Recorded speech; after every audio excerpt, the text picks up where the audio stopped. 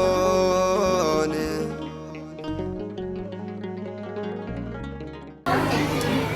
ስሙ ክንጽውዕ ድምፁ ክንሰምዕ ዛ ጊዜ እዚኣን ዝዓለት እዚኣ ዝሃበና አምላክና እግዚአብሔር استخبرن استمسገነን ይሁን استخبرن استمسገነን ይሁን استخبروا ወላዲና መምህርና አቦና ክቡር መልአከ ሕይወት ብርሃነ ሰፋ ናይ ውቅሮ ቤተ ክህነት ሊቀ ካህናት ዝተኸበሩ መልአከ ብርሃናት ታደሰ ገብረ መስቀል ናይዚ ዓውይ ደብርዚ ዋና መሓዳሪ ዝተኸበርካቱም ናይ ክልቲኡ ወረዳታት ሰራሕተኛታት ክፍለ ሓለፍቲ ናይ አድባራት ገዳማት አመሓደርቲ ሊቃውንተ ቤተ ክርስቲያን አይንተ እግዚአብሔር ካህናት ላይካነ ሚስጥር ዲያቆናት አቦታት ነታት እሕዋት ሓት ካምንም ብልዓሊ ልፈትየኩም ህፃናት ደሓንደው ዕልኻትኩም አሜን አምላክና እግዚአብሔር ለማዓንቲ ምክንያት ዝኾነና ዲያቆን ዘማሪ ቢንያም ብኡ ምክንያት እግዚአብሔር ክነመስግን እግዚአብሔር ክነመልኽ ቅዱሳን ክነኽብር ስለዝገበረናን እግዚአብሔር ኣብ ደቂ ሰባት ለሓደረ መንፈሳዊ ስራሕቲ ይሰርሕ እሞ እዚ ምክንያት ዝኾነና ሓውና መምህር ዲያቆን ቢንያም ናይ አገልግሎት ዘመኑ እግዚአብሔር አምላክ ይባርከልና ብዕድመ ብጥዕና ድማ ይሓልወና አምላክና እግዚአብሔር እንተፈቂዱልና ዘለና ሓፂር ደቃይቅ እዩ ንሽትን እውን መሹ ስለዝኾነ ሒዘየ ዝነበርኩ ሰፊሕ ነይሩ ነገር ግን ምስ ሰዓቱ አመጣጢና خزل مسانالو علامة لتأكمنالو علامة لمنتاي خمس خنا بمبرهرة مصحف قدوس مسارات بمقبار كنما هاري نامو أنا زمرلو عندبت سخاتم دما اتسمعلو إذن لبونا أملاكنا እግዚአብሔር ይግለጸልና እግዚአብሔር በረድኤት ምስኩላትና ይሁን መልእክተ ያዕቆብ ምዕራፍ 5 ፍቅዲ 13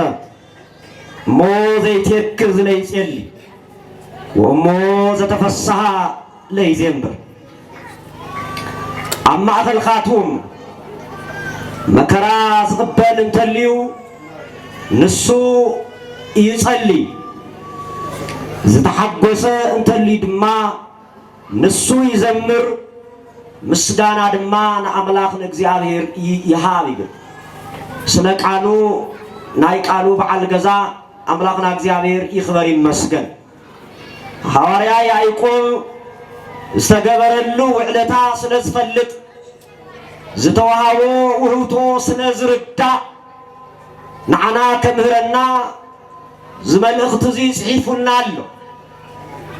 እንታይ ዝብል ዘሎ ኣብ ማእኸልኩም መከራ ዝቅበል እንተልዩ ንሱ ታይኹን ይጸሊ ታይግበር ይጸሊ ጸሎት ኃይል ስለዝኾነ ጸሎት ተፈጥሮ ስለዝቕይር ፀሓይ ጠጠው የብል ዝናብ ጠጠው የብል ጸሎት ናብ እግዚአብሔር እንራኸበሉ ዓውይ መሳሪያ ስለዝኾነ ኣብ መከራ ክንወድቅ ከለና ክነጉረምርም የኾነይ ክንበሳጨ የኾነይ ተስፋ ክንቆርጽ የኾነይ መውፅኢ መእተዊ ክንስእን ከለና ክጨንቀና ከሎ ብመዓልቱ ክጽልምተና ከሎ ንአምላክና ንእግዚአብሔር ብምንታይ ጸውዕዎ ይብለና ኣሎ ብጸሎት ጸውዕዎ بصلوت زي فتح نجر سلزين لميمنا أما أكلكم مكران تليو بصلوت نعملاكم እግዚአብሔር حتتو الصدمة يوه أملاخ رورو أملاخ لقاس أملاخ سلزقنا خمسة سلزيقنا منسك وكم يو آمين يقبلنا ميمنا كل وهذه أملاخ لقاس أملاخ سلازي بصلوت النطيقو طياقي እግዚአብሔር መልሲህ ብዙሃት ተጠቂመውዮ አመከራው ወደ ሁሉ ጊዜ አብጭንቀው ወደ ሁሉ ጊዜ እግዚአብሔር አይማሩን ለእግዚአብሔር ተስፋን ቆርጥ ነገር አይተናገሩን ብዙ ምሳሌታት ክል ይخልዩ ናይ ትዕግስቲ አቦ ኢዮብላ እንጽውዖ ካል እግር ጽፍሩ እስካብ ርስ ጸጉሩ بقصلي قبل تتحازلو جزء دقو عم معالتي عصر تقولوا بلسانه لو جزء نأجزي عبير عم كرام ودقولوا جزء أنت عايز ولا تمسكن يزولا هذا لا خاطر تام تمسكن كي ترسعوا تمسكن عباي إمانتي تمسكن عباي هايمانوتي عم تمسكن نايجزي عبير محرتن عم تمسكن نايجزي عبير يكرتان عم تمسكن نايجزي عبير شرنة اللي بيمنا تمسكن يزولا أستمع الله اللي ناقم ممسوه لا برسوه ممسوه لولدهم دقوا بحنت صحاي عسر تقولوا كسن خلو تايس معنا تمسكني እግዚአብሔር ይውንና ይሩ እግዚአብሔር ድማነስ ይውኒ ናይ እግዚአብሔር ስም ለተመስገነ ይሁን ይሉ አካሉ ለሆነት ሰበይቱ ለሆነት ሐፍቱ ለሆነት እኑ ለሆነት አጽሙ ለሆነት ስጎ ለሆነት ሰበይቱ እግዚአብሔር ከሐድሞ ሙቲላቶ አንተ ሰነፍ ሰበይቱ ይዝበላ ካብ እግዚአብሔር ጽቡቅ ከም ተቀበልና خزخكن قبل قدنا يقول عنده سنة سبيت نيرا السجن تمسجن يلو أموداتها مسافة يوم 40 خلتن 140 عامت غيرو دك ريو من قيلو متى زيابير تكبر تمسجن يقول أستغفر بنا شام قيلو توم لسعانهم دكوك زيابير هيو أسف غيري هو لسعانو نجار هيو كل نجار هيو تنسعانو نجار تايد مبالو بمثلايو تمسجن بمبالو الذي مع الخاتو مكرام تليكواس لعملاكم لإግዚአብሔር تايد مروا صليو بصلوت لي فتح نجار يلي السو مسبلة تايدو زتحقوس انت اللي دما السو تايقون يزمر يدرف يقون يزبل زلو يتأثر يقون يزبل زلو تنكرا يوقع يقون يزبل زلو ميمنا بكريستوس كريستيان بولد ولد لتسمنا دك እግዚአብሔር ተባልና በረዋን በሰማያ በሜሮን ለተሐተምና ናይ መንፈስ ቅዱስ መሕደር ዝኾንና ቤተ መቅደስ ተባልና አህና ለተጸዋዕናሉ ዓላማ ክንዝምር እንበር ክንደረፍ ይሆን ስለዚህ ለተሐጎሰን ተልስ ታይኹን ታይግበር ይዘምር ታቋስ ከሃሊነቱ አምላክነቱ መግቦቱ ኃያልነቱ ለአምላኩ ለእግዚአብሔር በዝማሬ የመስግን እስራኤላውያን ከባርነት ካብጭንቅን ካብናይ ፈርዖን ግዛት ነፃ ወጽ ከለው ባህረ ኤርትራ እንክሳገሩ ከለው ስቡሃ ዘተሰበሃ እግዚአብሔር ምስጉን እዩ لتمسجن خاخون كافرون عجزاز عن أزوج سخنا كاف جزعات زوج سخنا كاف تجكاي نقزلا كنا يلو لعملاهم لإجزاء عمسكينو موسى مريم خورج إلى العملاق لإجزاء عمسكينا سبعة تسبعة إلى زيابير تمسجن خايخا مسبوني خا النبلت نعملاق لإجزاء مسكينا ليك عون تايولو زوم إسرائيلاويان إنك مسكن خلوا اتمدريون اتقصليون رجيفون يقول لمن تاي مسلكم لعملاقهم لإግዚአብሔር ስለመስገኑ أحنا غير كاب صلمات ناب برهان زسجاجرنا كاب سيون ناب جنة زوجنا كاب ودكت ناب تمسعي زسجاجرنا كاب ካብ ርክሰት ናብ ቅድስና ዝመለሰና ለአምላክና ለእግዚአብሔር ታይግበርዎ አመስግንዎ ለአምላኩም ለእግዚአብሔር ዘምሩ ሰብ ካፍቶም ዕስራን ክልተን ስነ ፍጥረታት ክልተ ፍጥረት ለአምላኩ ለእግዚአብሔር ከመስግን ተፈጢሩ ዕላማ ለእግዚአብሔር ዕላማ አና ለአምላክና ለእግዚአብሔር ክነመስግን ማንን ሰብን ማንን መላእክትን ሰብን መላእክት ምስጋና ተቀባለ እግዚአብሔር አሐና ድማ ምስጋና ወሃብቲ ፍጡራን ነመስግን ፈጣሪ ተቀባሊ ተመልከቱ ናይ መጀመሪያ ፍጥረት አዳም እግዚአብሔር ከመስግን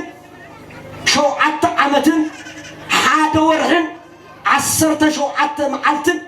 ኣብ ገነት ጻንሒት ገይሩ አቀዲሙ ስነ ፍጥረት ካፍቶም መላእክት አሃዜ መንጦላይ ተባይሉ ተጸውዐ ስልጡን ወይ ሰይጣን አመስግኑኒ ስለዝበለ እሱ ከመስገን ስለዝደለየ እግዚአብሔር ካማዓርጉ ሲዒርዎ በምክንያት ድማ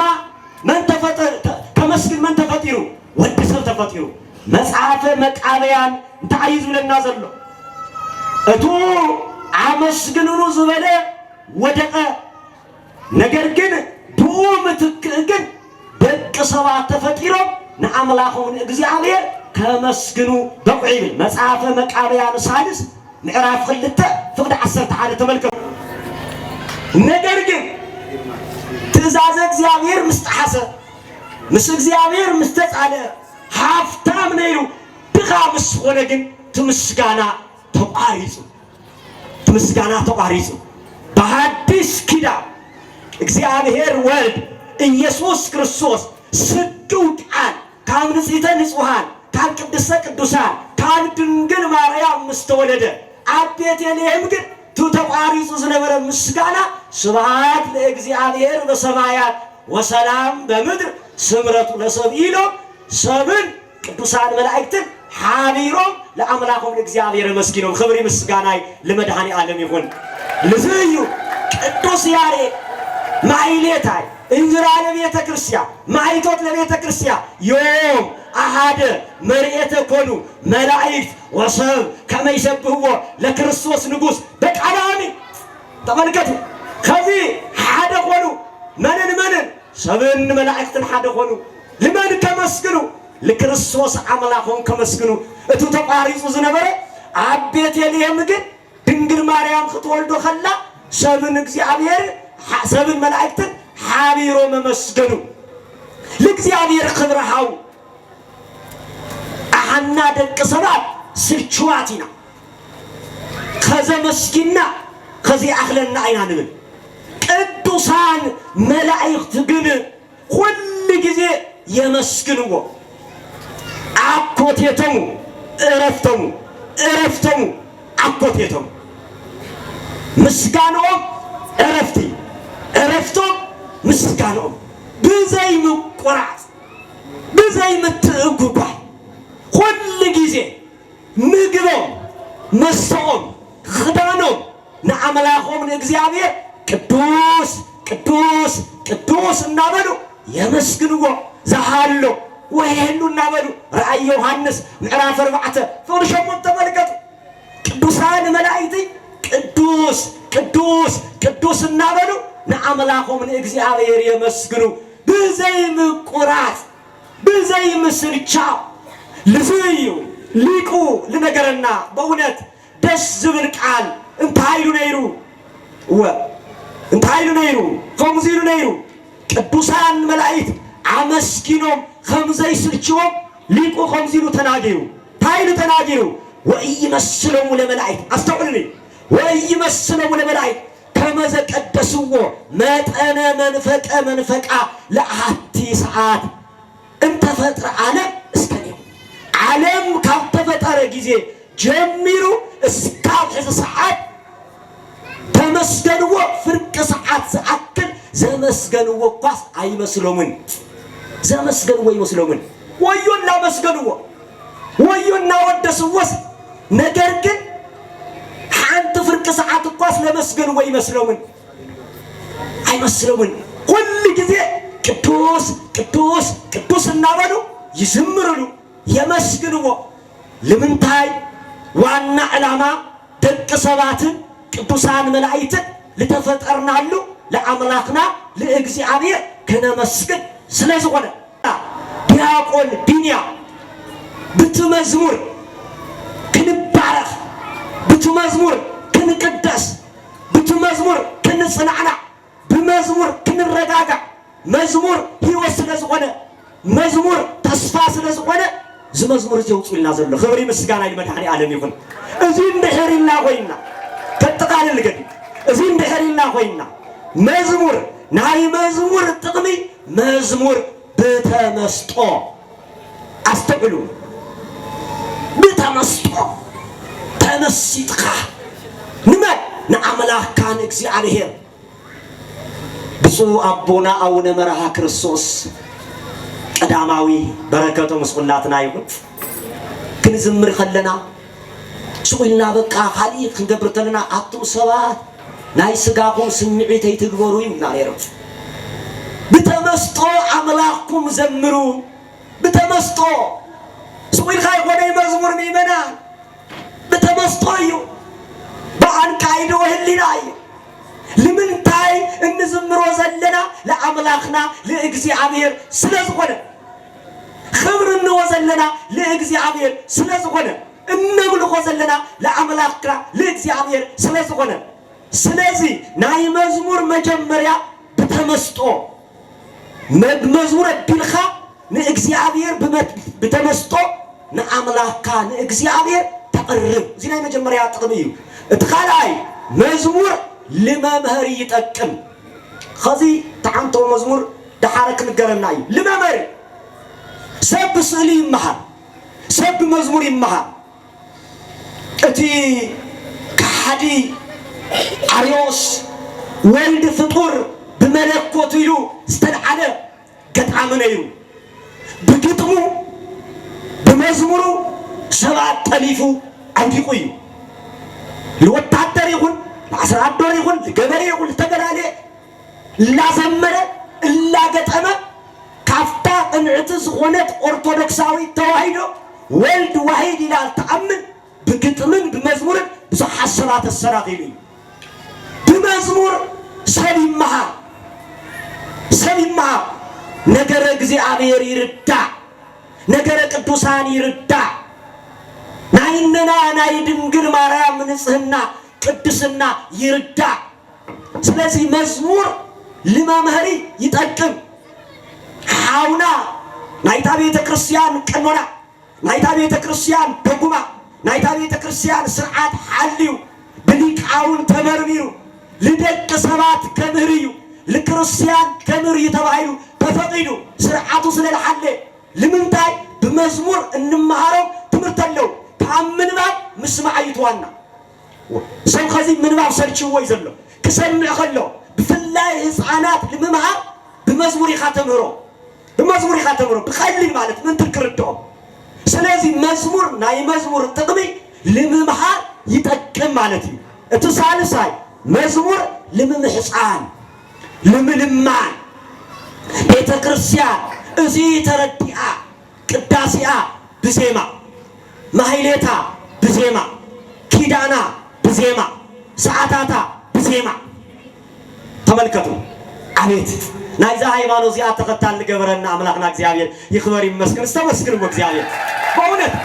አብኻሊ ላይ ንሰምዖ ድምጽ አብኻሊ ላይ ረኾኮይ አቤት ዕድለኛታት ኮይና ካብዛ ሃይማኖት ዚኣ አስተየው ጸና አሜን በሉ ካብ ገዙ ሰይፍለየና ሐዋርያዊት ለሆነት ዓለም አቀፋዊት ለሆነት ቤተ ክርስቲያን ስንቶም መሬት ለሆነት ቤተ ክርስቲያን ዜማ ስርዓታ ልክዓ ሁሉ ትፈልጥ ቤተ ክርስቲያን ለዓና ከተምህረና በጸሎት አይንገብር ንምህፀን ኣብ ቅዳሴ ጊዜ በዜማ አይሙሰሙ ኣብ ቅዳሴ ጊዜ ናይ ግልኻ ጸሎት አይፍቀድን ሳይደን ይኻቱ ናይ ግልኻ ጸሎት አይፍቀድን ተሳም ወዳታ ልቱ ቅዳሴኻ ሰምዕ ትከታተል በዜማ ደስ ይልካ ተሰቂሉ ናብ እግዚአብሔር ተመልከቱ ኣብ ሓደ ጊዜ ቅዳሴ ጊዜ ናይ ግል ጸሎትን ጽሊ ኣብ ፀሐይ ስታይ ምብራ ማለት እዩ ሽምዓ ምብራ ማለት እዩ ኣይፍቀድ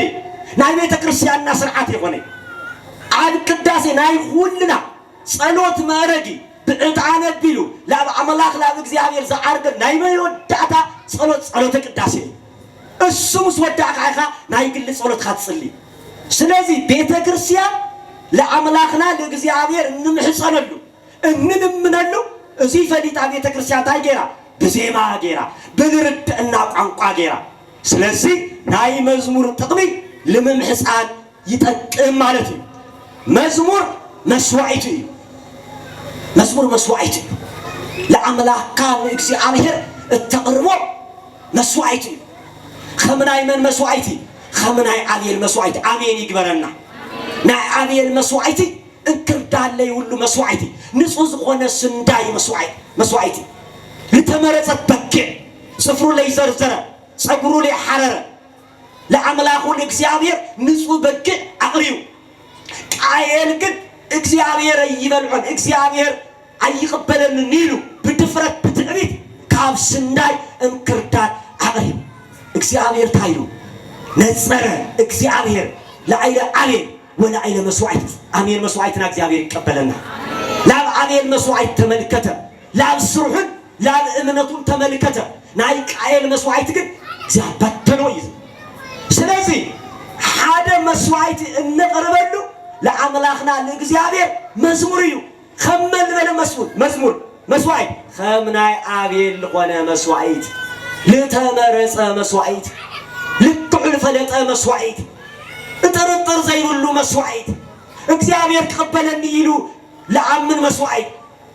ወዘን በለ ተአምኖሰ እይትካል ያስምርዎ ለእግዚአብሔር بزيك أمنتك እግዚአብሔር محقق አይካል ስለዚህ መዝሙር ሓደ خفال መስዋዕት እዩ ከምዚ ይብለና ትንቢተ ሆሴዕ ምዕራፍ 14 ፍቅድ 2 ብወይፈን ብግደር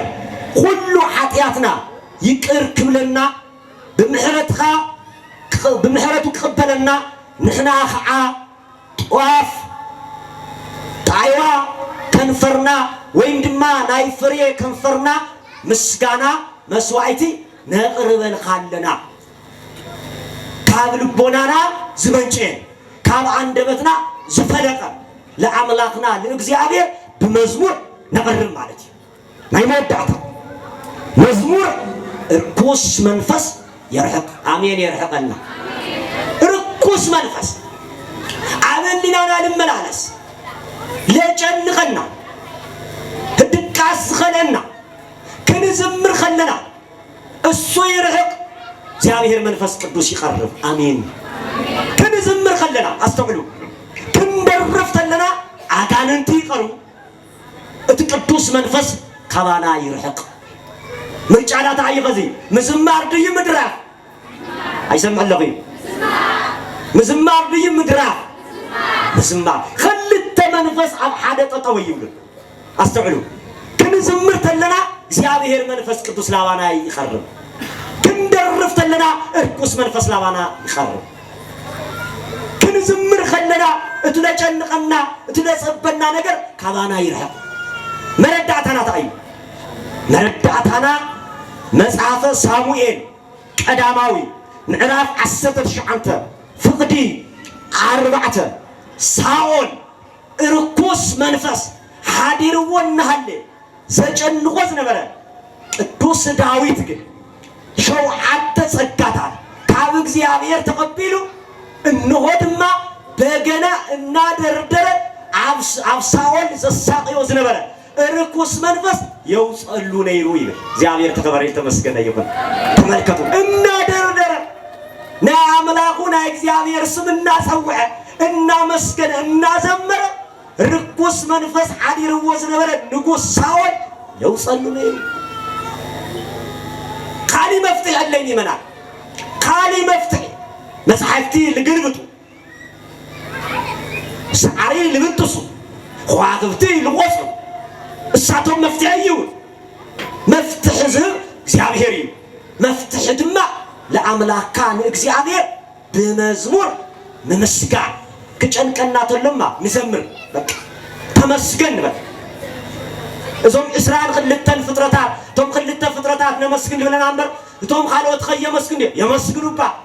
إجزابير بلا حوم سكّا يمسكنوا با كن بيتفنى مركوعك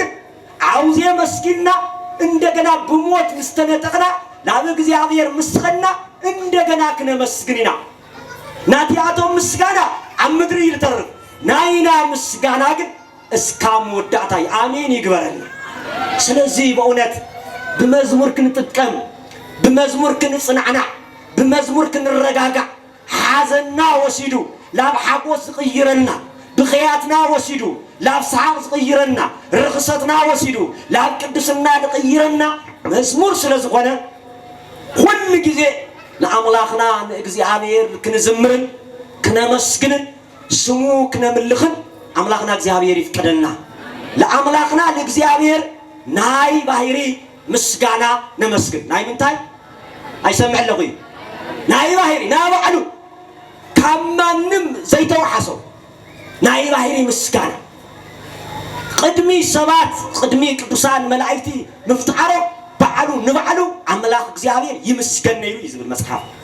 سلازي معنم نبعلو طرح إن مسكنو ناي عملخو مسكانا نمسكن كابلي منبار لام منبار لمسألنا لأملاخنا لإجزابير نمسكن إجزابير يفقدنا بهايمانوت يصنعنا بسنة مقبار يقنعنا ناي كلنا موداتنا فصامنا أملاخنا إجزابير يصدقنا وسبحات لإجزابير ولولاديت دنجل ولا مسكلو كبر آمين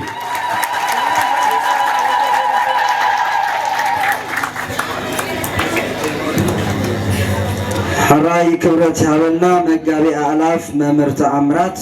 نز حونا سبكت قدما زمن من قلقالت ومن ينوحنا